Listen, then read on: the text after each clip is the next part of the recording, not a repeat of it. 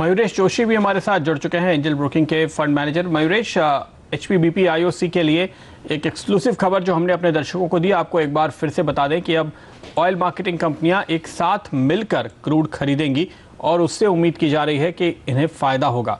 क्या कहेंगे आप? आफ्टरनून प्रदीप जी, अगर ये न्यूज़ सही निकली तो मेरे ख्याल से एक पॉजिटिव और इंक्रीमेंटल न्यूज़ होगी ओएमसीज के लिए। जनरली आई थिंक जितना बेनिफिट लार्जली क्रूड फॉल से आना था, आई थिंक नंबर्स दर्शा चुके हैं पिछले 3 से 4 quarter. And largely I think the expansion now will be कि मार्केटिंग मार्जिन्स कैसे सुधार पाते हैं। दूसरी बात ये भी देखना चाहिए कि जो थ्रूपुट कैपेसिटी है, बीपी हो, एचपी हो या आईओसी हो, काफ़ी कैपेसिटी एक्सपेंशन चल रही है। वो बीना हो, वाइजैक हो, पारादीप हो, मुंबई हो। तो मुझे लगता है I think once these expansion plans are also on track along with this news which has come through, एक इंक्रीमेंटल पॉजिटिव न्यूज़ हो सकती है। और जो नए कैपेसिटीज आ रहे हैं, specifically in the case of IOC for example, जो पारादीप की कमीशनिंग हुई है, उसकी नेल्सन कॉम्प्लेक्सिटी काफ़ी हाई है, इन एक्सेस ऑफ 12। तो मुझे लगता है हैवी लाइट स्प्रेड का जो एक क्रूड प्रोसेस कर सकते हैं और जो मार्जिन ला सकते हैं in terms of GRMs can be far greater.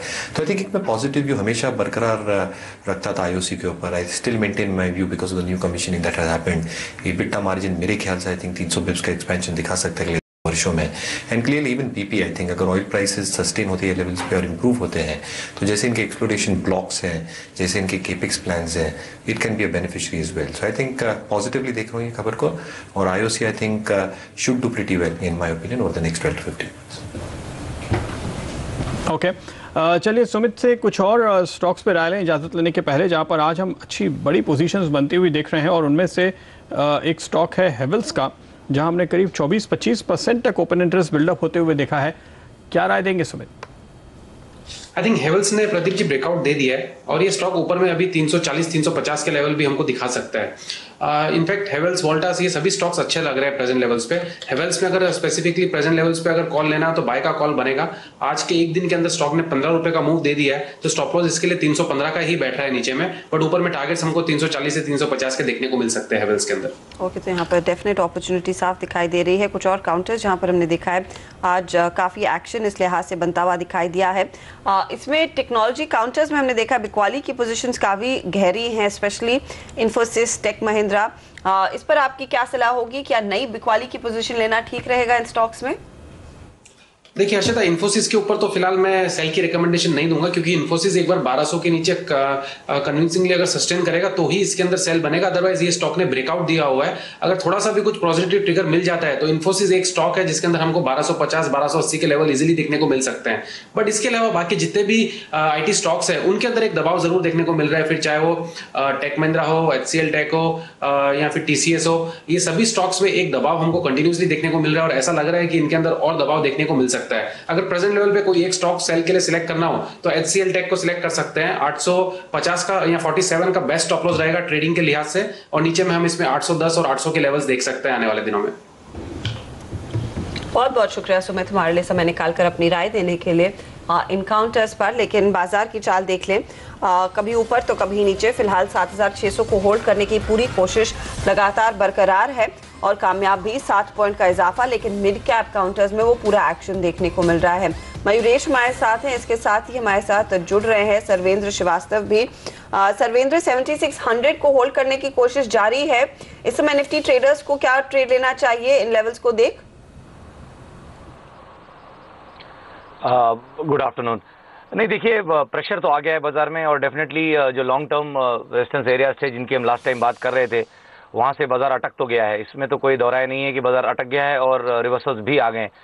Momentum में भी डेली अगर हम देखें तो रोल ओवर्स हो गए हैं नेगेटिव साइड में। तो मेरा मानना यह है कि अब एक बार 7450 7500 के लेवल्स वापस निफ्टी रिटेस्ट कर सकता है। और ट्रेडर्स को तो मैं यही राय दूंगा कि फिर अगर ट्रेड करना है तो 7450 7500 के लिए नीचे का ट्रेड करें, बेच के काम करें और 7700 के ऊपर, जस्ट 7700 के ऊपर स्टॉप लॉस लगा के रखें। ओके, और आइए आपको बताते हैं आपके कुछ सवालों के जवाब जो आपने हमें व्हाट्सएप के जरिए पूछे थे। मनीष शर्मा derivative-trading-research.com के को फाउंडर ने इसके जवाब दिए हैं।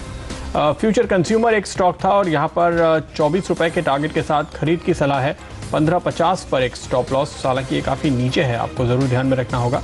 टाटा एलेक्सी पर इन्होंने सेल की कॉल दी है। 1920 पे स्टॉप लॉस लगाएं और 1800 तक ये जा सकता है, तो फिलहाल आपको बेच के चलना चाहिए, निकलना चाहिए स्टॉक से। ये सलाह मनीष की ओर से आती हुई। अगर आपका भी कोई सवाल हो आप हमें व्हाट्सएप कीजिए 70 45 22 और 4 बार 0 7045220000 ये है हमारा नंबर। और यहाँ पर आप देखिए कहाँ पर एक्शन ज़्यादा बनता हुआ दिखाई दे रहा है। सीमेंट कंपनियों में हमने देखा है रेश बहुत ज़बरदस्त तेज़ी बनी है, चाहे वो रैमको हो, इंडिया सीमेंट, इवन सो अगर आप दिग्गजों में एसीसी, अल्ट्राटेक पर देखें नज़र डालें तो अच्छा इजाफा देखने को मिला है। लेकिन जिस तरह से इन मिड कैप कंपनियों में तेज़ी आई है, क्या आपको वाकई में लग रहा है कि सीमेंट प्राइसेस में और फर्मनेस देखने को मिलेगी? क्योंकि समर सीजन में हम देखते हैं थोड़ा सा ऑफ टेक बढ़ता है, कंस्ट्रक्शन एक्टिविटी जोर पकड़ती है, उसके क्या साइंस दिख रहे हैं ग्राउंड पर, और ऐसी स्थिति में फिर कहां पर पैसा लगाया जाए? Afternoon Harshita ji, I think जितने हम डीलर्स से बात करते हैं, आई थिंक एक्टिविटी बिल्कुल बड़ी है और एक्सपेक्टेशंस लार्जली यही है, जैसे पुश मिल रहा है गवर्नमेंट की ओर से, स्पेसिफिकली स्टार्टअप इंफ्रास्ट्रक्चर प्रोजेक्ट्स हो या हाउसिंग प्रोजेक्ट्स हो, सीमेंट इंडस्ट्री आई थिंक ये दो बड़े क्षेत्रों से बहुत बड़ी बेनिफिशियरी होती है। दूसरी बात ये भी देखनी चाहिए, जैसे आपने राइटफुली कहा, बिफोर मानसून आई थिंक एक पिकअप होती है एक्टिविटी में, क्योंकि अगर मानसून एज पर एक्सपेक्टेशंस अच्छे रहते हैं तो थोड़ा सबड्यूड सीजन रहता है सीमेंट इंडस्ट्री के लिए बिकॉज ऑफ ऑब्वियस रीजंस। तीसरी बात ये देखनी चाहिए, जो जीडीपी ग्रोथ होती है, सीमेंट वॉल्यूम और demand grows at ratio of 1.5 times to the GDP multiply. तो कहीं ना कहीं अगर हम अनुमान लगाएं 7.5 टाइम्स का for the next fiscal year, कहीं ना कहीं 10% की एक वॉल्यूम ग्रोथ आ सकती है। Utilisation levels are picking up large place के लिए, रीजनल प्लेस के लिए भी, और इसकी पूरी आई थिंक संकेत इसी से है कि यूटिलाइजेशन लेवल जो 70% पे थे हैव इंच्ड अप बियॉन्ड 75%। पांचवी चीज ये देखनी चाहिए, I think with increased activity coming through, और जब डिमांड वापस आती है, वॉल्यूम्स वापस आते हैं, जब ऑफटेक्स और डिस्पैचेस बढ़ते हैं तो रियलाइजेशंस भी इंप्रूवमेंट आती है, और ये काफ़ी समय तक आई थिंक एक सबड्यूड सिनारियो रहा है। तो कहीं ना कहीं I think cement company should benefit going forward. मैं काफ़ी ऑप्टिमिस्टिक हूँ सीमेंट सेक्टर के ऊपर as a whole. UltraTech remains one of my preferred pick, और रीजनल प्लेयर्स की हम बात करें तो I think Orient Cement is something that I am liking, और काफ़ी प्लेयर्स हैं जो साउथ बेस्ड हैं जो आई थिंक अच्छा कर सकते हैं, clearly based on the fact कि स्पेंडिंग जो इंफ्रास्ट्रक्चर तरफ है वो बढ़ती हुई दिखे। तो मुझे लगता है I think I am very positive on the cement sector as whole. Okay, इस बीच हमारे साथ अब प्रेश जैन जुड़ रहे हैं, IIFL के AVP रिसर्च, जो ऑटो एंसिलरी पर काफ़ी करीब से नज़र रखते हैं। प्रेश, जिस तरह से हमने कुछ रिपोर्ट्स के चलते भारत फौज में आज गिरावट देखी है, अब देखिए हमें ऐसा लग रहा था कि सारी बुरी खबरें मार्केट को पहले से ही पता है कि अमेरिका में जिस तरह से ट्रक सेल्स में मंदी देखी गई है, लेकिन अभी अगर गिरावट आती है तो इसका मतलब क्या अभी भी यहाँ पे एनालिस्ट और फंड मैनेजर्स पूरा अंदाजा नहीं लगा पाए? नहीं, मेरे हिसाब से अभी भारत फौज में जो जिस तरह के करेक्शन आए हैं वो काफी हद तक डाउनसाइड यूएस स्लो डाउन से फैक्टर कर चुका है। भारत फौज अब जिस न्यू फील्ड्स में एंटर कर रहा है, जैसे कि पैसेंजर कार सेगमेंट में एंटर कर रहा है, जहाँ पे उसका प्रेजेंस बहुत लिमिटेड था, तो वहाँ पे न्यू कस्टमर्स एडिशन होंगे तो डेफिनेटली एक बिजनेस में रैंप अप होगा, तो वो ऑफसेटिंग फैक्टर है। प्लस जो ऑयल एंड गैस का बिजनेस था वो लास्ट 1 ईयर में काफी स्लो डाउन हो चुका है और एक बॉटम आउट हो चुका है।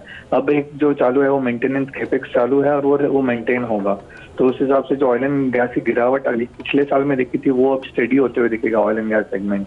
प्लस एरोस्पेस, डिफेंस, रेलवेज, ऐसे काफी नए बिजनेस सेगमेंट है जिसमें भारत फौज एंटर कर रहा है और वहां से ग्रोथ आएगी, और जो वीकनेस में दिख रही है वो ऑफसेट हो जाएगी काफी हद तक, और उससे बेटर आगे होगा। थोड़ा जो इनिशियल एस्टिमेट्स हमने किए थे उससे स्लो डाउन दिखाया और हमने कट किए हैं एस्टिमेट, बट यहाँ से कोई मेजर डाउनसाइड नहीं लग रहा है हमें भारत फौज में। ओके, तो आप कह रहे हैं कि अब यहाँ से और गिरावट नहीं। आपकी इस वक्त कॉल क्या है और टारगेट्स क्या हैं भारत फौज पे? क्यूमुलेट रेटिंग है और 850 का टारगेट है। एक और स्टॉक एक्साइड जिस पर आज हम देख रहे हैं गिरावट ऐसी ही खबरों की वजह से आती हुई कि यहाँ पे भी एक F5 ब्रोकर की रिपोर्ट आई। प्रेश, आप देखिए अमर राजा बैटरीज के मुकाबले अगर हम इसको कंपेयर करके देखें, करीब 30-35% का अंडर परफॉर्मेंस पिछले एक साल में हमने यहाँ भी देखा है, तो ये भी ऐसा ही एक केस है जहाँ पे काफ़ी कुछ तो बाजार को अंदाज़ा है। आपने जो स्टॉक प्राइस परफॉर्मेंस किया है उसी तरह फाइनेंशियल परफॉर्मेंस अगर देखें तो अमर राजा बैटरीज कंटिन्यूअसली एक आउट परफॉर्मेंस कर रहा है वहां पर, जहाँ पे अमर राजा बैटरीज की जो टॉप लाइन ग्रोथ है वो करीबन 15-16% आ रहा है क्वार्टर दर क्वार्टर। एक्साइड का एक फ्लैट रेवेन्यू ग्रोथ दिख रहा है। मार्जिन्स काफी वॉलेटाइल रहे हैं कंपनी के, जहां जबकि अमर राजा बैटरीज के मार्जिन्स कंटिन्यूसली एक्सपांड हुए हैं डेट प्राइसेस के गिरावट के मद्देनजर रखते हुए, बट उतना बेनिफिट एक्साइड में के परफॉर्मेंस में नहीं दिखा है। इसलिए डेफिनेटली स्टॉक मार्केट ने उसे डीरेट किया उस स्टॉक को, और वो वीकनेस परसिस्ट करेगी मेरे ख्याल से एक्साइड में। तो उस लिहाज से प्रेष, क्या ये फिर रिपोर्ट्स बहुत देरी से आ रही है, क्योंकि मार्केट में ये सारे नेगेटिव्स जैसे आपने भारत फोर्ज के केस में कहा, एक्साइड के केस में कहा, फैक्टर्ड इन है।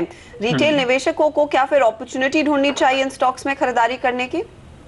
खरीदारी की दोनों स्टॉक में मैं रिकमेंडेशन नहीं दूंगा कि खरीदारी करनी चाहिए, क्योंकि जैसे कि मैंने भारत को चले टारगेट दिया 850, कोई अच्छा खासा अपसाइड नहीं है यहाँ से, और एक्साइड में भी कोई ज्यादा अपसाइड नहीं दिख रहा जब तक कंपनी एक फाइनेंशियल परफॉर्मेंस पर डिलीवर करना शुरू नहीं करती है। हम हमारे एस्टिमेट या जो वैल्यूएशन असाइन करते हैं, पीई असाइन करते हैं, वो अपग्रेड नहीं करेंगे।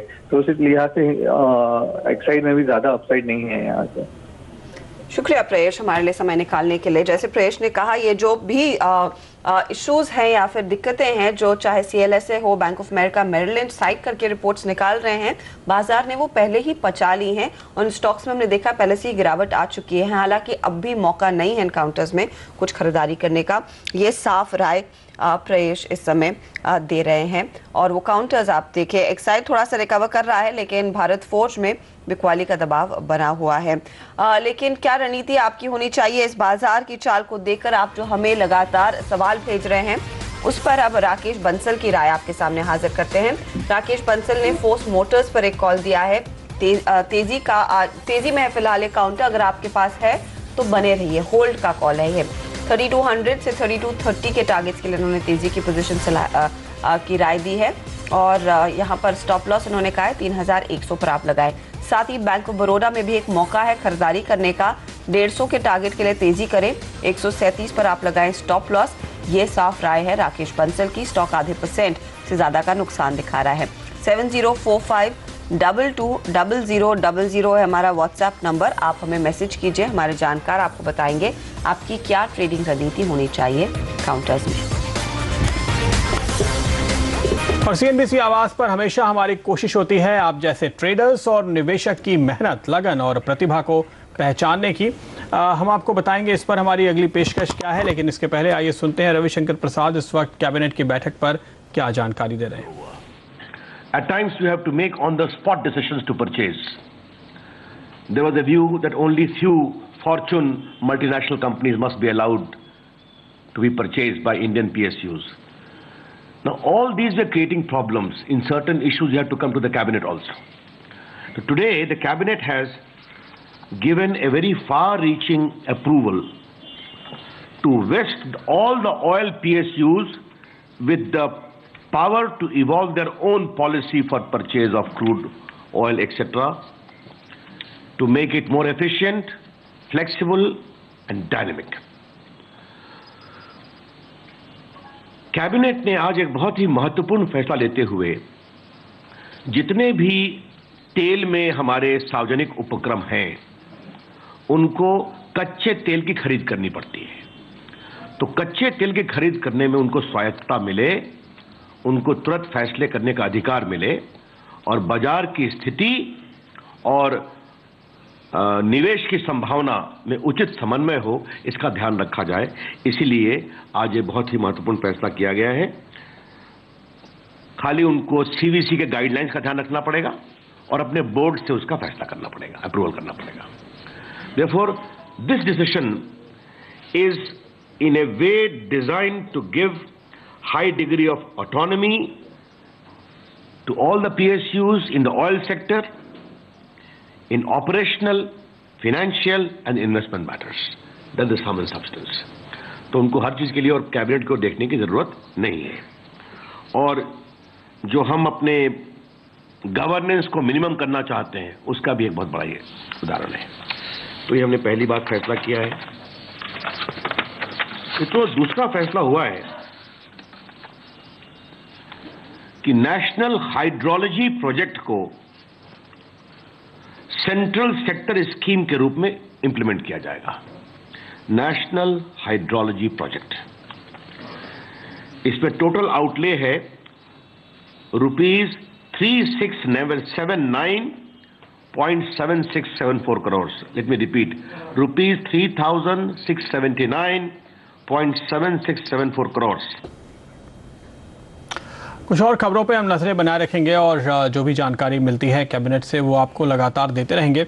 इनफैक्ट अगर आप देखें इस बीच कुछ और स्टॉक्स पे नज़र डाल लेते हैं जहां हमने एक हलचल देखी है। टाटा स्टील एक अहम स्टॉक होगा जहां पे लगातार ओपन इंटरेस्ट बिल्डअप होता जा रहा है। जिस तरह से हमें खबर मिल रही थी मयूरेश यहाँ पे कि एक जॉइंट वेंचर की तैयारी अब टाटा स्टील कर रही है और शायद बहुत तेज़ रफ्तार पकड़ चुका है इनका जो प्रोग्राम है यूके की अपनी कंपनी को डिसइन्वेस्ट करने का। क्या उसके चलते यहाँ से और तेज़ी देखी जा सकती है? अभी आप निवेश की राय देंगे?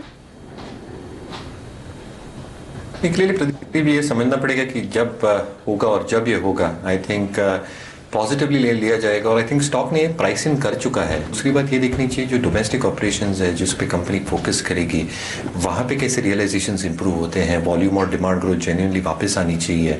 और हालांकि आई थिंक सरकार ने कुछ पॉजिटिव्स किए हैं, MIP इंट्रोडक्शन, सेफगार्ड ड्यूटीज, उसके वजह से शायद एंड यूजर रियलाइजेशंस बढ़ जाए। But genuine demand has to come back domestically. इनकी जो नई प्लांट है कलिंगानगर की जैसे एक्सपैंड करेंगे and once the capacity runs at full stream, मुझे लगता है I think domestic operations will look much stronger. तो आई थिंक कितना इम्पेयरमेंट्स लेते हैं, क्या होता है, I think this will be keenly watched. But to a certain extent मुझे लगता है आई थिंक जितनी भी प्राइसिंग है और जैसे स्टॉक प्राइस की मूवमेंट हुई है largely it is factoring in all the positives for the stock at least from a short term perspective. Okay तो यहाँ पर जो भी पॉजिटिव्स हैं वो फिलहाल फैक्टर इन है। स्टॉक 5.5% ऊपर इस समय ट्रेड कर रहा है। सर्वेंद्र, कुछ काउंटर्स जहाँ पर हमने देखा एक बहुत तगड़ा स्पाइक देखने को मिला है, एस्कॉट्स उनमें शामिल है। स्टॉक में हमने देखा एक अच्छा पिकअप वॉल्यूम्स पर देखा जा रहा था और 6 से 7% की तेजी लास्ट जब हमने देखा 5.5% ऊपर। क्या इस समय आप तेजी की पोजीशन लेंगे? नहीं, बिल्कुल स्टॉक अपने लॉन्ग टर्म मार्कर से आज काफी वॉल्यूम्स के साथ ब्रेकआउट कर रहा है। अब ये देखना पड़ेगा शाम को कि इसमें डिलीवरी वॉल्यूम्स कैसे हैं। वैसे तो अगर देखें तो लास्ट 15 दिन में डिलीवरीज काफी अच्छी उठी हैं स्टॉक में, जो कि इस बात का संकेत देती है कि ये stock short to medium term में एक स्ट्रेंथ दिखा रहा है और आज काफी सारे हर्डल्स निकाल के ब्रेकआउट कर भी रहा है। तो हमको तो ये स्टॉक पहले से भी अच्छा लगता था और अभी और भी अच्छा लग रहा है। सो मानना यह है कि 164 165 के टारगेट्स आप इमीडिएटली इसमें देख सकते हैं और अगर आप थोड़ा इसको होल्ड कर सकते हैं 6 महीने से ज्यादा अगर होल्ड कर सकते हैं तो ये स्टॉक 200 के ऊपर भी निकल सकता है। ओके, एक बार की HPBP IOC फिर से दिखाते हैं। हमने आपको एक्सक्लूसिव खबर दी थी अब से तकरीबन 20-25 मिनट पहले और वहां से आप देखिए एक तेज़ रफ्तार देखने को मिली है। अभी अभी कुछ fine prints details Ravishankar Prasad ji बता रहे थे अपनी कैबिनेट की ब्रीफिंग के दौरान। अगर आप देखें इस दौरान जो ये स्विंग आया है, अच्छा मुनाफा आ रहा है इन सभी स्टॉक्स में। किसी भी डे ट्रेडर को, सर्वेंद्र हालांकि बहुत कम समय की ये कॉल होगी, लेकिन क्या लगता है आपको इन स्टॉक्स में अब आप क्या करेंगे? क्या एक बार की प्रॉफिट बुक करेंगे अगर आपने खबर देखकर पोजीशन ली हो तो? ये तो डिफिकल्ट वन है। खबर देख के पोजीशन लिए तो डेफिनेटली अगर आपको पैसे आ रहे हैं तो by the rumour cell the news, तो उस हिसाब से तो अब न्यूज बाहर आ गई है तो इसका असर भी धीमे-धीमे खत्म होना चाहिए। सेल द ब्रीफिंग, ये स्ट्रेटेजी है हमारी। Buy the breaking, sell the briefing. So I think HPCL और IOC अभी भी काफी अच्छे लग रहे हैं। BPCL के पैटर्न्स उतने अच्छे नहीं हैं मीडियम टर्म के, बट HPCL IOC में अभी भी ट्रेड्स लिए जा सकते हैं और 6 से 7% का अपसाइड और एक्सपेक्ट किया जा सकता है। सो ये दो ट्रेड्स तो अगर किसी को रखने हैं तो रख सकते हैं, होल्ड करेंगे। अभी भी इसमें आगे आपको और मुनाफा मिलेगा, लेकिन हमारा मकसद केवल आपको ये बताना था कि हमारी खबर का कितना इम्पैक्ट आपने तुरंत आते हुए देखा है।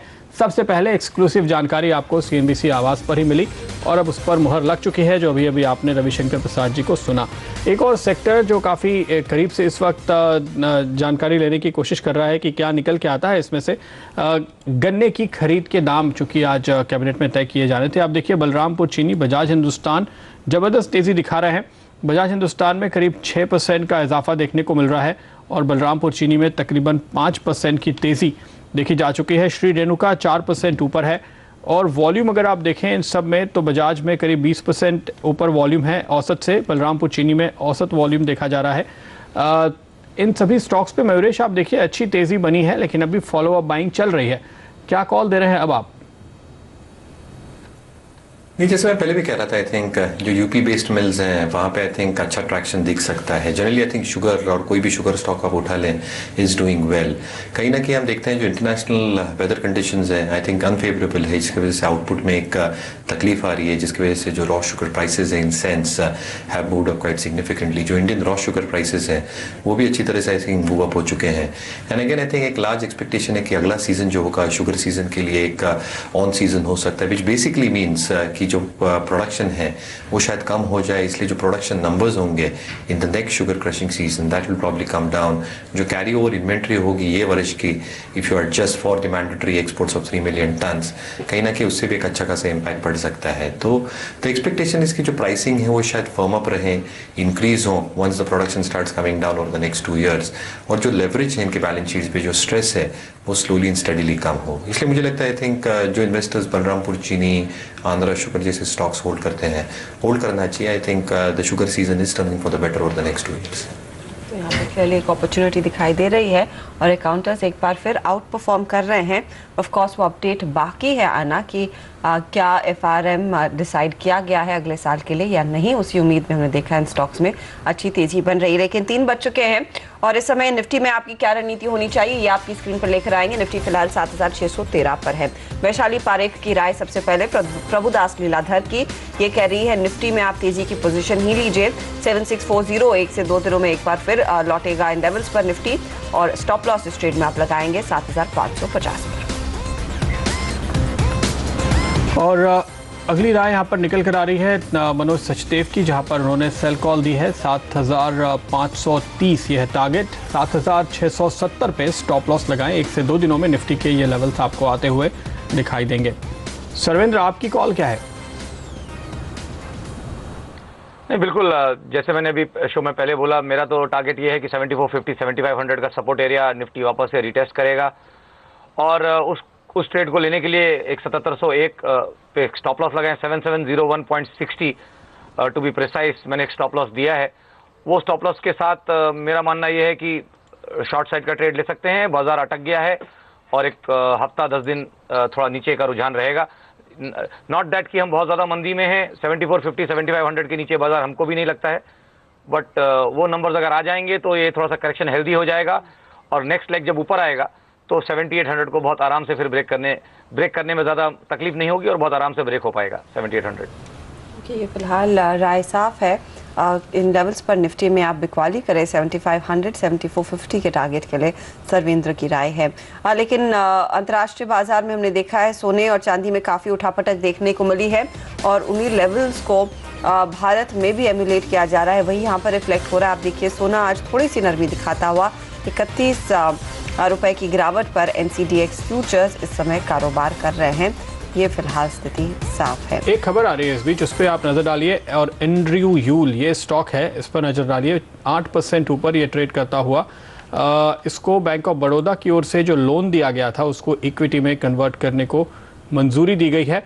एंड्रयू यूल भी एक सरकारी कंपनी है और बैंक ऑफ बड़ौदा एक जाहिर है PSU बैंक है और ये फैसला लिया गया है एंड्रयू यूल के लिए, जो कि खास तौर पे कैनलाइजिंग एजेंसी के तौर पे काम करती रही है सरकार के लिए। स्टॉक फिलहाल आप देखिए 8% ऊपर आ गया। हालांकि अगर इस स्टॉक का आप थोड़ा लंबे दौर का परफॉर्मेंस देखें, बहुत इंटरेस्ट इसमें होता नहीं है। आज करीबन 5.5 लाख के आसपास वॉल्यूम भी देखने को मिल रहा है। इनफैक्ट आप देखिए पिछले 3 महीने में तो ये स्टॉक करीब 26% नीचे गिरकर ट्रेड करता हुआ दिखाई दे रहा है।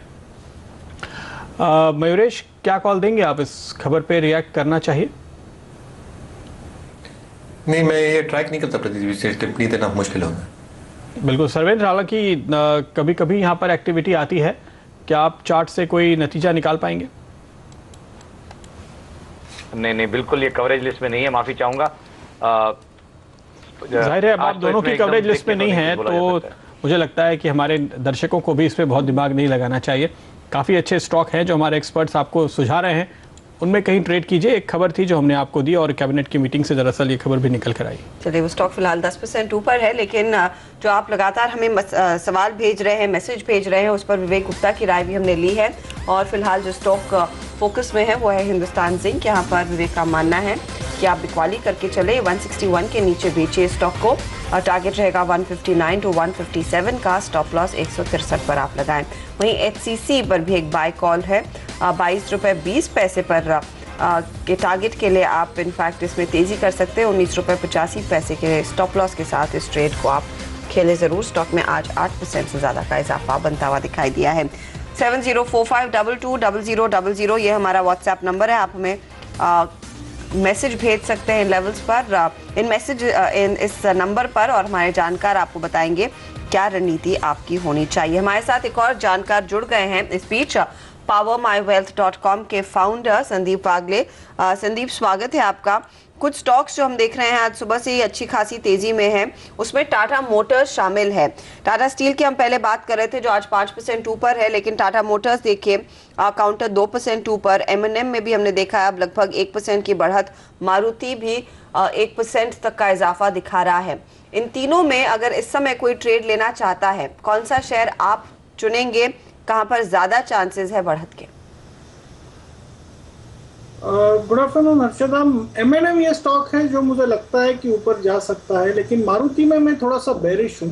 टाटा मोटर्स में भी ये बाउंस बैक मैं मानता हूँ, तो मैं इतना क्लियर नहीं हूँ, मैं वेट करूंगा क्योंकि मेरा निफ्टी पर जो व्यू है वो अभी भी 7550 7500 का है और हमको निफ्टी में ऊपर में सस्टेन होते हुए नहीं दिख रहा है।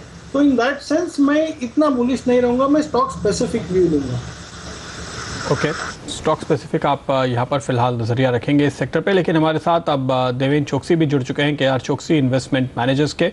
देवेन भाई, आज आप साफ तौर पे अगर देखें वॉल्यूम पिछले कई दिनों से कम चल रहा था, हालांकि अब पिछले 1 घंटे में थोड़ा बहुत वॉल्यूम आया है, कुछ ट्रेड बढ़ा है, लेकिन इस वक्त की भी अगर हम आपको तस्वीर बताएं तो मीडियन वॉल्यूम करीब 60% से ऊपर नहीं है। निफ्टी के शेयरों की मैं बात कर रहा हूँ, क्या वजह है इसके पीछे?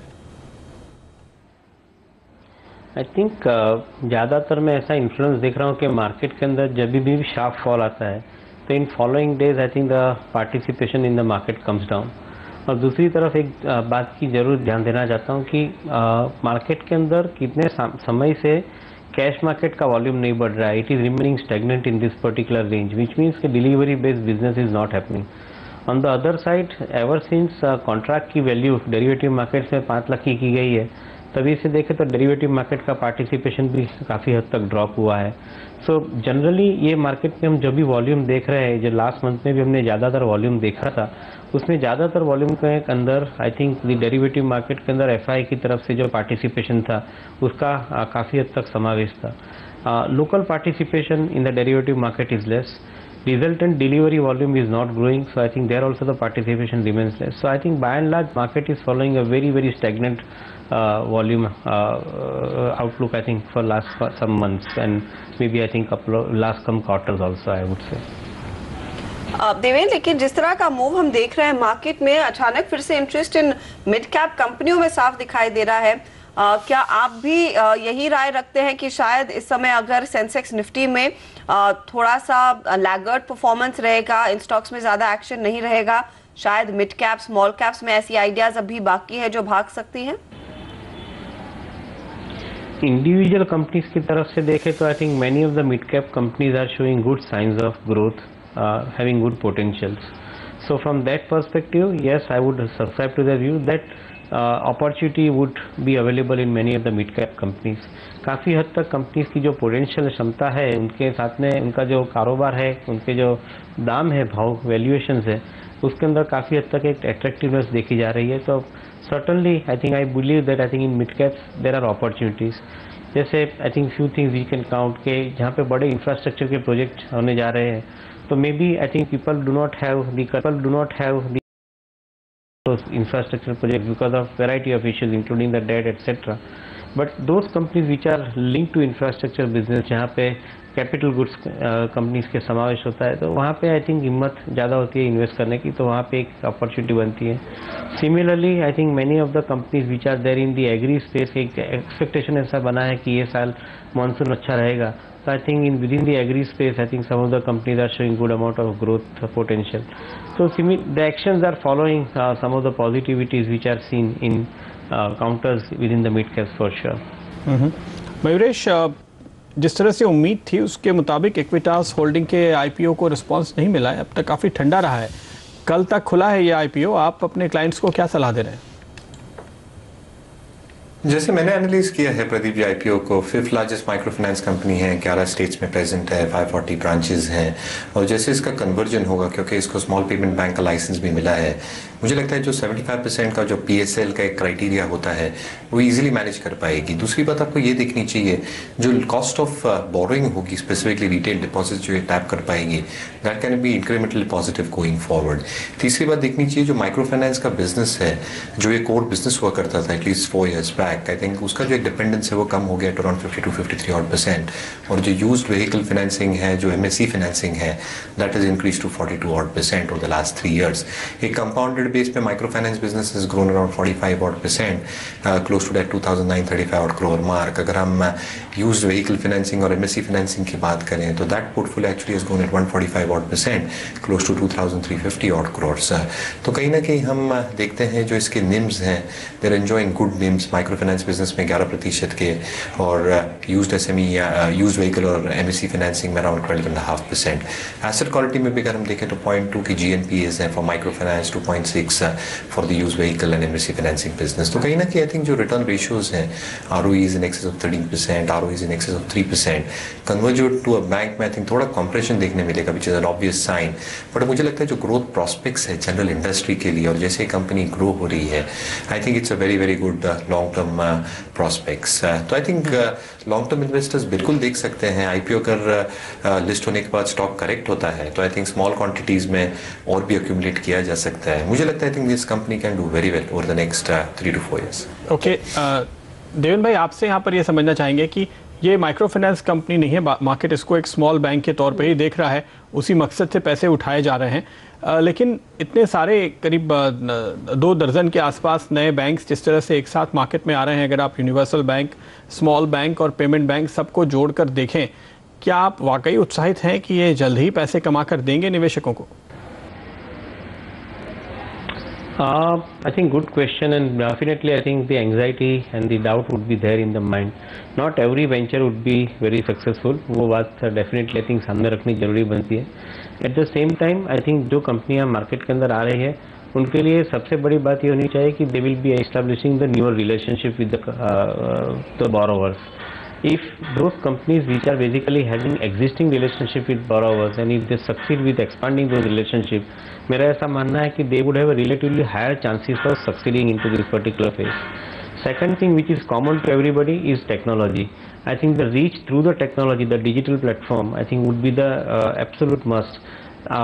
Those companies which are seeing this particular trend little ahead of others, probably they might be successful. I think one can talk about such kind of situations with many other companies which are following the technology related penetration into the larger markets. So मैं ऐसा मानता हूँ करीब ज़्यादातर I think इसके ऊपर इनका success का मदार ज़्यादा रखता है। At the same time I think जो कॉस्ट ऑफ फंड्स है, बोरोइंग है, उनके लिए उनकी रीच टू द डिपॉजिटर्स एक फेज बनाना जरूरी बनता है। That is where I think this companies would find probably success. Too early to comment on any individual names, but I would think that I think we have to keep an eye on every possibilities here on. Opportunities ढेर सारी है, लेकिन क्योंकि Equitas में एक micro finance का business भी है, आप इसकी तुलना ऑफ कोर्स एसकेएस माइक्रो से भी उस पर्टिकुलर बिजनेस की कर सकते हैं। और एसकेएस माइक्रो में हमने देखा आज अच्छी खासी तेजी बनती हुई, क्योंकि क्रेडिट स्विस ने एक रिपोर्ट निकाली और टारगेट दिया है 610 का। उनका मानना है कि 2 से 3 सालों में 50% का जो लोन ग्रोथ है कंपनी आसानी से हासिल करेगी। अब इनके लोन के टिकट साइजेस भी थोड़े बहुत बेहतर होते हुए दिखाई दे रहे हैं और नए कस्टमर्स ऐड कर रहे हैं, तो वही कारण है कि क्रेडिट स्विस स्टॉक पर बुलिश है। स्टॉक आप देखिए वॉलेटाइल रहा है पिछले काफ़ी समय में। इनफैक्ट अगर आप इसका 3 महीने का चार्ट देखेंगे तो कभी ऊपर तो कभी नीचे वाली स्थिति देखने को मिली है। एक कंसिस्टेंट परफॉर्मेंस नहीं देखी गई है। उस बेसिस पर सर्वेंद्र, अब यहाँ से आगे का जो मूव है वो कितना कन्विंसिंग लग रहा है आपको? क्रेडिट स्विस 610 का टारगेट दे तो रहा है, लेकिन ट्रेड के लिए क्या सलाह होगी आपकी? तो अगर 2 साल के मद्देनजर रखें तो कोई बहुत बड़ा टारगेट नहीं है, बट ये स्टॉक अगर लास्ट 1-1.5 महीने में देखें तो एक 555-560 की रेंज ऊपर में और नीचे में करीब एक 500 रुपये तक की रेंज में अटका हुआ है। तो अब ये रेंज निकल जाए मेरे हिसाब से, तो अगर 560 के ऊपर क्लियर ब्रेकआउट हो जाए तो आप वो 610 620 का एक ट्रेड डेफिनेटली कर सकते हैं। बट जब तक ये रेंज नहीं निकल रही है तब तक तो मेरे को लगता है कि ये स्टॉक यहीं पे अटका रहेगा, और अभी कहीं फिलहाल ये जल्दी में कहीं जा नहीं रहा है ये स्टॉक। ओके, लेकिन इस बीच 3:15 बज चुके हैं और 3:15 बजे हम आपको हर रोज बताते हैं आज लगाओ कल कमाओ की स्ट्रैटेजी, BTST या STBTI। देखते हैं कैसे कॉल आ रहे हैं आज। अमित हरचेकर A+ एनालिटिक्स के बाई कॉल दे रहे हैं औरोबिंदो फार्मा पे। स्टॉप लॉस होगा 720 पे, टारगेट 790 पे। ग्रासिम पे भी इनका बाई कॉल है, 3850 पे स्टॉप लॉस लगाएं, 4100 इनका टारगेट है। हेमंत कपाड़िया की राय भी आपके लिए हाजिर करते हैं। हेमंत का मानना है जो आपने पोजीशन लेनी है पहले सिप्ला में आप लीजिए, तेजी की कॉल है ये, टारगेट इनका है 514 का, स्टॉप लॉस आप लगाएंगे 502 पर। वहीं जेट एयरवेज में भी एक बाय रिकमेंडेशन है, 638 के टारगेट के लिए यहाँ पर बाय कॉल और स्टॉप लॉस 626 पर रखें तो बेहतर रहेगा। सर्वेंद्र बताइए आपकी क्या सलाह होगी? मेरे दो कॉल हैं, एक बाय और एक सेल। पहला कॉल है मारुति, जो कि मैं बाय करके चलना चाहूँगा। करीब टारगेट्स रखेंगे इसके करीब 3610 के आसपास, और स्टॉप लॉस रखेंगे इसका 3564।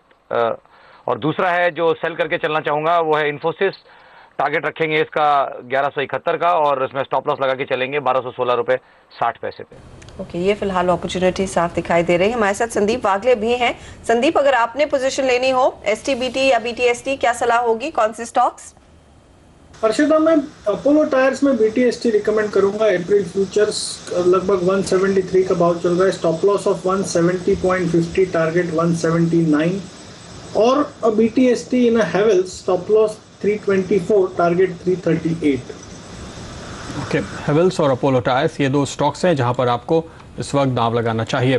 तो आपके पास आज कुल मिलाकर 8 कॉल्स हैं BTST या STBT के तौर पे, जहां आप ट्रेड कर सकते हैं और अच्छा मुनाफा कमा सकते हैं। इस बीच लेकिन कुछ स्टॉक्स पे नज़र डालिए जहां पे बहुत तेज़ी से ट्रेड हुआ है, शायद ये भी कोई आपको STBT BTST का मौका दे जाएं। देखिए, SREI इंफ्रास्ट्रक्चर पिछले 15 मिनटों में 10 लाख शेयर्स NSE पे ट्रेड हुए हैं। 3 बजे तक 15 लाख शेयर्स ट्रेड हुए थे, उसके ऊपर ये ट्रेड होता हुआ नज़र आ रहा है बहुत ही तेज़ रफ्तार से, और करीब 4-4.5% का एक स्विंग भी आया है SREI इंफ्रा में। सर्वेंद्र, क्या देख रहे हैं आप? ये स्टॉक तो हमारी बाई लिस्ट में भी है, और slightly medium to long term अगर आप ये ट्रेड देखेंगे, इस स्टॉक को आप रोज रोज ट्रेड नहीं कर सकते। कभी कभी एकदम से 15-20 दिन के लिए रेंज में चला जाता है, बट आज तो ये रेंज निकल रही है और एक 70-71 तक के टारगेट इसमें डेफिनेटली पॉसिबल हैं। और अगर किसी को इसमें ट्रेड लेना है तो लॉन्ग साइड का ट्रेड है, और 70 से 71 तक के टारगेट, करीब 1 महीना तकरीबन ये ट्रेड होल्ड करना पड़ सकता है। वैसे तो ये जल्दी भी हो सकता है, बट अगर आउटसाइड लिमिट लेके चले तो 1 महीना और 71 का टारगेट। चले, 71 का टारगेट 1 महीना, लेकिन आपको स्टॉक को देना है। दो और काउंटर्स, केशोराम 8% से ज्यादा की तेजी दिखाता हुआ, वॉल्यूम पिकअप इसमें अच्छा खासा है। आज के सत्र में 111 रुपए 75 पैसे पर ट्रेड कर रहा है, और इसी के साथ आप देखिए ग्रुप कंपनी सेंट्री टेक्सटाइल भी भागी है, 9% से ज्यादा का इजाफा बनता हुआ दिखाई दिया। इनफैक्ट बिरला ग्रुप की जो कंपनियां हैं उनमें एक अच्छा स्पर्ट देखने को मिला, अच्छी खरीदारी आ रही है। मयूरेश, कोई मार्केट इंटेलिजेंस जो कह रहा है इन स्टॉक्स में और तेजी आएगी? मुझे तो नहीं पता हर्षिता जी, बट क्लियरली अगर हम इंडिविजुअली स्टॉक्स देखें तो I think individual business lines देखनी पड़ेगी हर एक स्टॉक की, और क्या सिनर्जीज ला पाता है। इसलिए आई थिंक Q4 के नंबर्स ये सारी कंपनीज के लिए बहुत महत्वपूर्ण रह सकता है। ओके, इस बीच कुछ और स्टॉक्स पे अगर हम नज़र डालें जहां पर अच्छे वॉल्यूम के साथ मूवमेंट्स आती हुई दिखाई दे रही हैं। पिछले 15-20 मिनटों के अंदर करीब 6-6.5 लाख शेयर्स मोरपन लैब में ट्रेड हुए हैं। रिलायंस कम्युनिकेशंस पे भी नज़र रखिए जहां करीब 40 लाख शेयर्स का ट्रेड हुआ है, और इनफैक्ट जैसे कि खबर आ भी रही थी कि कैबिनेट ने जो स्पेक्ट्रम लिबरलाइजेशन की मंजूरी दी है उसका फ़ायदा शायद होता हुआ इसको नज़र आएगा, क्योंकि पूरे दिन का 1/3 वॉल्यूम है जो पिछले 15-20 मिनटों के अंदर आया है। देवेंद्र भाई, क्या आप इस पर कोई कॉल देंगे? इस खबर पे कितना फ़ायदा हो सकता है, क्या कैसे रिएक्ट करना चाहिए? नहीं प्रदीप, आई थिंक क्वांटिफिकेशन करना थोड़ा मुश्किल रहेगा खबर के ऊपर कि कितना फ़ायदा हो सकता है, but in general spectrum trading is really beneficial to companies like Reliance Communication, और मैं ऐसा समझता हूँ कि रिलायंस जियो का एक बार रोल आउट होना शुरू होता है तो आई थिंक उसका एक इमीडिएट बेनिफिट रिलायंस कम्युनिकेशन के अंदर आ सकता है. How much there would translate into I think would be difficult to quantify as of now. Maybe I think once the service starts I think we would know better about it. Mayuresh, आप कुछ जोड़ना चाहेंगे इसमें?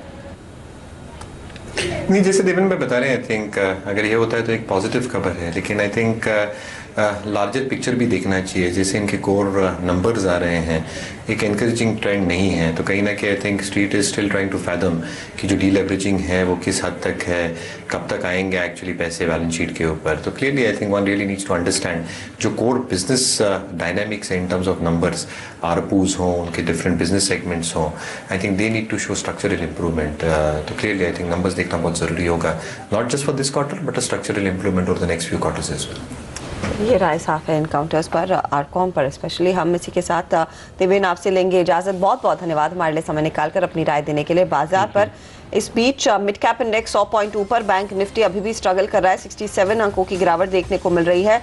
Sensex Nifty फिलहाल तेजी के levels पर टिका हुआ है. यहाँ पर 10 अंकों की बढ़त, अब 12 अंकों पर सेंसेक्स और निफ्टी 7612 को होल्ड करता हुआ साफ दिखाई दे रहा है. कुछ और काउंटर्स जिसमें हम देख रहे हैं एक अच्छा मूव आया है, स्पाइक आता हुआ दिखाई दे रहा है. इंडिया सीमेंट ये इनफैक्ट और भी गेन्स जोड़ रहा है, अब 90 पर आ चुका है काउंटर. और जेट एयरवेज में भी हमने देखा एक अच्छी खासी तेजी बनती हुई. इनफैक्ट संदीप, इस हफ्ते की शुरुआत में आपने, मुझे याद है, जेट एयरवेज पर एक तेजी का कॉल दिया था. क्या वो टारगेट्स अचीव हो गए हैं? फिलहाल 628 पर स्टॉक ट्रेड कर रहा है. अक्षता जी, हमने 590-92 पे कॉल दिया था और उसके टारगेट लगभग 630 थे, तो वो अचीव हुए हैं. लेकिन मुझे अभी भी स्ट्रेंथ लग रही है. अगर आपको किसी ने बाय किया है तो एक 610-612 का स्टॉप लॉस डाल के 640-645 तक खड़ा रह सकते हैं. ओके, तो आप स्टॉप लॉस को थोड़ा ऊपर खींचें और खड़े रहें, ये सलाह फिलहाल आपके लिए. जेट एयरवेज पे आती हुई कुछ और स्टॉक्स देखिए जहाँ पे अच्छे वॉल्यूम के साथ मूवमेंट आई है. TBZ, यहाँ पर करीबन 3-3.5 लाख शेयर्स ट्रेड हुए हैं और करीबन 4% का एक स्विंग आप आते हुए देख रहे हैं. फिलिप्स कार्बन एक और मिड कैप स्टॉक है जहाँ पर हम एक अच्छा उछाल आते हुए देख रहे हैं, तो इन पर आपको नज़र रखनी चाहिए. डेल्टा कॉर्प एक और स्टॉक है, करीबन 4 लाख शेयर्स के वॉल्यूम के साथ एक उछाल इसमें भी आता हुआ इस वक्त दिखाई दे रहा है. मयूरेश, क्या इनमें से कोई आपको इंटरेस्टिंग लगता है? Not in this point of time Pradeep ji. I think काफ़ी अच्छे मिड कैप प्लेस है जो मुझे लगता है अच्छी तरह से परफॉर्म कर सकते हैं going forward. EPC as a theme, mid cap cement जैसे मैंने कहा, आई थिंक ये क्षेत्र शायद लॉन्ग टर्म इन्वेस्टर्स डेफिनेटली देख सकते हैं. ओके, ये फिलहाल अपॉर्चुनिटी इनका इन सीमेंट काउंटर्स में साफ दिखाई दे रही है. कुछ इंडिविजुअल परफॉर्मर्स है, लेकिन आपने जो सवाल भेजे हैं उस पर एक और राय हम ले लेते हैं आशुतोष सरना की. ट्राइडेंट में बिकवाली करेंगे, आशुतोष की राय साफ है. 4730 तक फिसल सकता है ये काउंटर. स्टॉप लॉस आप लगाएंगे 50 रुपये 30 पैसे पर. वहीं पिडलाइट इंडस्ट्री जिसमें आज कुछ खरीदारी का रुझान देखने को मिला है, 615 के टारगेट के लिए इसमें तेजी करें और 585 का स्टॉप लॉस लगाएं, ये इनकी राय साफ है. 7045220000 ये हमारा व्हाट्सएप नंबर है, आप इस पर हमें मैसेज भेज सकते हैं. हमारे जानकार आपको बताएंगे आपकी क्या रणनीति होनी चाहिए इन सभी काउंटर्स में. और इस बीच एक इंटरेस्टिंग खबर यहाँ पर आती हुई, बैंक्स ने जिस तरह से खबर आ रही थी सुबह भी कि किंगफिशर का जो प्रस्ताव था उसको नामंजूर कर दिया है. दरअसल यहाँ पर बैंक्स ने और ज़्यादा जानकारी मांगी है किंगफिशर से या विजय माल्या से कि वो पैसे कहाँ से लाएंगे जो उन्होंने प्रॉमिस किया है. दूसरी बात, जो करीब 2000 करोड़ रुपए विजय माल्या कह रहे हैं कि अगर जी के साथ उनका केस उनके फेवर में सेटल होता है तो वो 2000 करोड़ रुपए देंगे. वहाँ पर बैंक्स का ये कहना है कि किसी और मामले के सेटलमेंट से जोड़कर हम आपके साथ कोई एग्रीमेंट नहीं कर सकते. तो स्पष्ट रूप से जानकारी होनी चाहिए कि विजय माल्या कितना पैसा देने की स्थिति में है और वो पैसा कहाँ से लाएंगे, किस तरह से देंगे, ये भी पूरी जानकारी बैंक्स की ओर से मांगी गई है. मयूरेश, कैसे देखते हैं आप इसको? और तमाम बैंकों की नज़र इस पर है. आपको याद होगा जिस दिन ये प्रस्ताव आया था सारे के सारे बैंकों में ज़बरदस्त उछाल देखने को मिला था. ये टू एंड फ्रो होते रहेगा प्रदीप जी, आई थिंक, और ये एक वन ऑफ केस है। बाकी कितने माउंटिंग डेट्स है बुक्स के ऊपर जो राइट ऑफ करने बैंक्स को बहुत जरूरी है, ये पूरा स्ट्रीट जानता है। आई थिंक Q3 में जैसे परफॉर्मेंस रहा है, लार्ज एक्सपेक्टेशंस यही है कि सिमिलर राइट ऑफ्स शायद Q4 में देखने मिले। तो I think this is just one part of the whole thing. और जैसे आई थिंक बैंक्स की लीगल एडवाइजर्स होंगे, ये एडवाइस करेंगे सारे मामलों में, मुझे लगता है it's more on the structural recovery. अगर बैंकरप्सी बिल पास होता है और सरकार और RBI मिलकर आई थिंक बैंक्स को डायरेक्शन दे पाती है on how to proceed forward and there is a serious recovery process in place, मुझे लगता है एक structural re-rating तभी आ सकती है in terms of the asset quality improving over a period of time, but street largely factor कर रहा है I think Q4 Q1 के नतीजे at least from a book value perspective थोड़े dilutive भी हो सकते हैं। और ये फिलहाल position clearly in banking counters पर, लेकिन कुछ और स्टॉक्स जिन्होंने बाजार पर आज अपना दबाव डाला हुआ है, स्पेशली हैवी वेट्स में आप देखिए जो वीकनेस है अदानी ग्रुप में एक बार फिर देखी जा रही है। और अदानी पोर्ट का स्टॉक आप देखेंगे 0.5% के नुकसान के साथ ट्रेड करता हुआ। बॉश के लिए खराब सत्र आज जहां पर काफ़ी नुकसान देखने को मिला है। इन दोनों में क्या बिकवाली करके जाना चाहिए सर्वेंद्र? नहीं, अदानी पोर्ट्स तो अपने एक सपोर्ट के पास आके खड़ा हुआ है अर्चिता जी। तो मेरा तो मानना यह है कि आज नहीं तो कल इसमें एक अच्छा बाई ट्रेड बन सकता है, एज लॉन्ग एज ये स्टॉक 222-221 के लेवल्स होल्ड करता है। ये अपने सपोर्ट एरिया पे आ गया है और यहाँ तो एक बाई का ट्रेड बन सकता है। बॉश स्टॉक थोड़ा सा इलिक्विड है, सो रेगुलरली ट्रेडिंग तो नहीं कर सकते उसमें, बट या करेक्शन थोड़ा उसमें और गहरा हो सकता है और करीब 6 से 7% नीचे कहीं उसमें सपोर्ट्स आ रहे हैं, तो वहाँ पे definitely long term medium term investors उसको वहाँ पे बाय करने की सोच सकते हैं।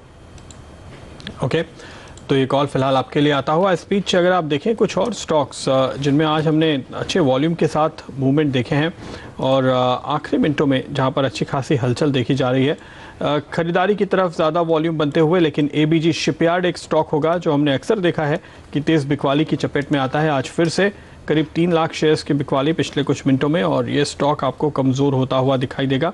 अच्छी खासी बिकवाली यहाँ देखने को मिल रही है। कर्नेक्स माइक्रो एक और स्टॉक है, हालांकि वॉल्यूम ज़्यादा नहीं है पर आखिरी मिनटों में ये बहुत तेज़ी से गिरता हुआ नज़र आएगा। गोल ऑफशोर, ग्लोबल स्पिरिट, ये कुछ और स्टॉक हैं जिनको हमने आज आखिरी मिनटों के दौरान तेज़ी के साथ गिरते हुए देखा है।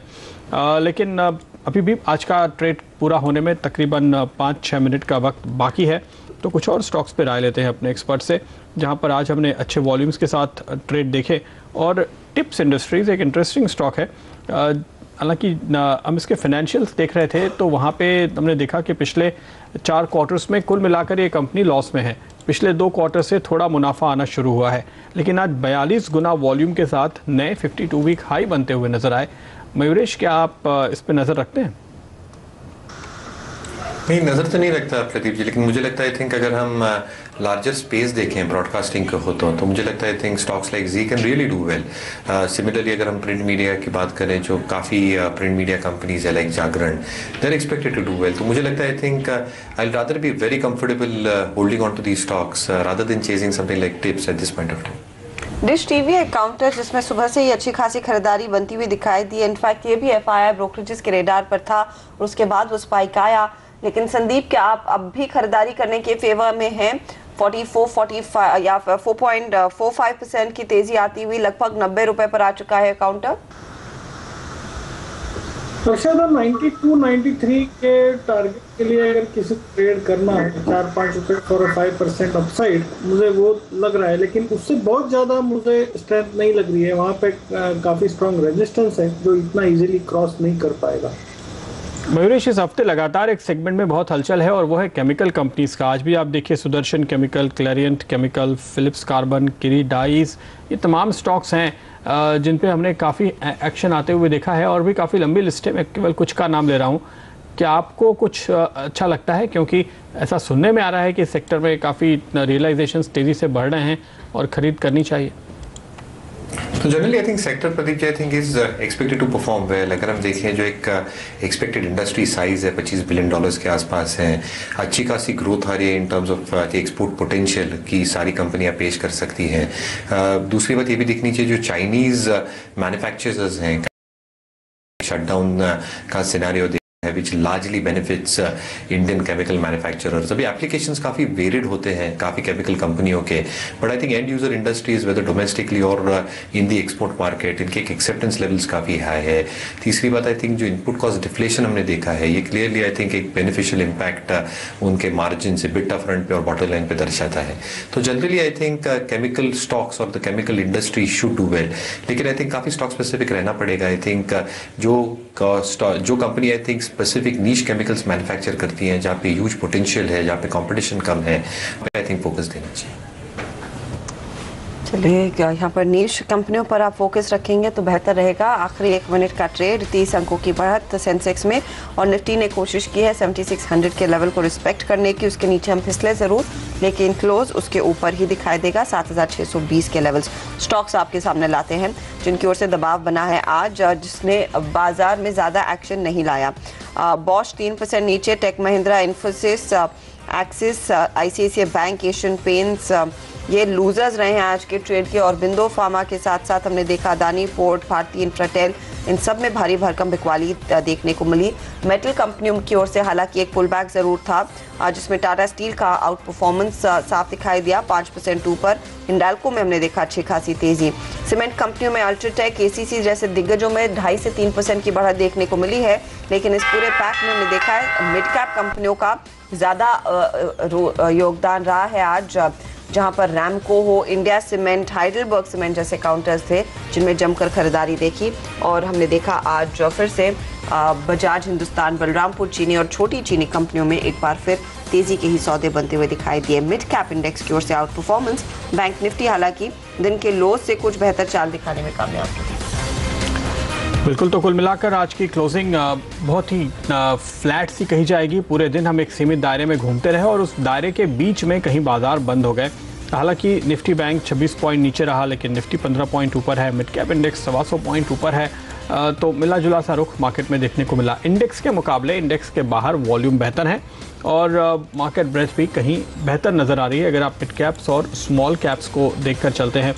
लेकिन सर्वेंद्र ये बताइए कि आप कितने मौके ढूंढ पा रहे हैं इस मार्केट में ट्रेड करने के. जो स्टॉक्स चल रहे हैं जैसे एक आध की हमने चर्चा भी की उनके फंडामेंटल्स बहुत कन्विंसिंग नहीं हैं, लेकिन क्या चार्ट पे आपको ऐसे मजबूत ट्रेडिंग आइडियाज़ अब भी मिल रहे हैं? देखिए फंडामेंटल्स तो मैं कमेंट नहीं कर पाऊंगा किसी भी स्टॉक्स के, बट लिक्विड स्टॉक्स जो हैं जो वेल ट्रेडेड नेम्स हैं उनमें ट्रेड्स डालने में कभी भी कोई तकलीफ नहीं होती है. As long as stock liquid है तो आप अपने पैटर्न्स देख के बाय सेल कर सकते हैं. थोड़ा बहुत वही कह रहा हूं, आपको बाय कॉल मिल रहे हैं. मेरा सवाल यही है कि मुझे ये लग रहा है कि क्वालिटी स्टॉक्स कहीं ना कहीं थक गए हैं.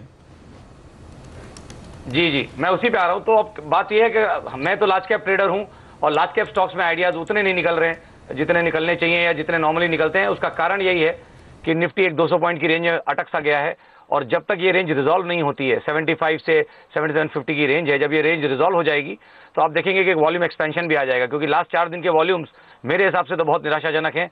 हम 14-15 हज़ार निफ्टी कैश में भी नहीं कर पा रहे हैं और 2 लाख करोड़ से कम हम ऑन एन एवरेज एफएनओ में कर रहे हैं जो कि बहुत ही निराशाजनक वॉल्यूम्स हैं. बिल्कुल, ये आपकी बात बिल्कुल सही है. अगर आप वॉल्यूम पर इस वक्त आज जब आखिरी मिनटों में नज़र डालें और देखें कि निफ्टी पे हमने देखा था करीब 70% के आसपास एवरेज वॉल्यूम देखने को मिल रहे थे. आखिरी मिनटों पे अब आपको करीब 70% के आसपास ही फाइनली वॉल्यूम देखने को मिले हैं. तो एवरेज से करीब 70% वॉल्यूम निफ्टी शेयरों में ऑन एन एवरेज देखा गया है और ये इस पूरे हफ्ते की कहानी है जैसे कि सर्वेंद्र कह रहे थे. फिलहाल ये ओवरऑल वॉल्यूम है जो 2 लाख करोड़ तक भी नहीं पहुंचा है. हालांकि इसमें एफएनओ का हिस्सा बड़ा है. कैश मार्केट में दरअसल वॉल्यूम काफ़ी कम हो गए हैं. इजाज़त लेंगे आप दोनों से. सर्वेंद्र और मयूरेश बहुत बहुत शुक्रिया आज हमारे साथ जुड़ने के लिए और संदीप पागले आपका भी शुक्रिया.